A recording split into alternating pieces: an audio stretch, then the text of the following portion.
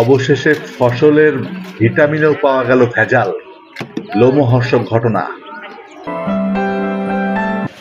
অভিযান চালিয়ে কৃষিতে ব্যবহৃত গ্লোবাল কোম্পানি লিমিটেডের 23 কার্টুন ভেজাল পিজিআর নামের ভিটামিন জব্দ ও ধ্বংস করা হয়েছে।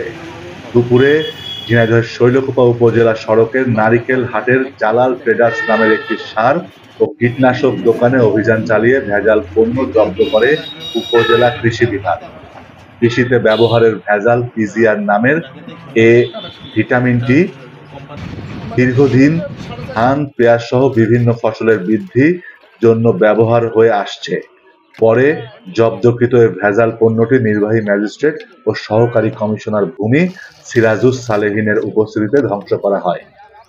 উপজেলা কৃষি অফিসার আরিফুজ্জামান বলেন, কৃষি বিভাগ সারা দেশে ফসলের গ্রোথ ভিটামিন রেগুলেটর বা পিজিআর নামের পণ্যের উপর পরীক্ষা চালিয়ে 20টি ভেজাল পণ্য পেয়েছে, যার মধ্যে গ্লোবাল কোম্পানি লিমিটেডের পিজিআর রয়েছে।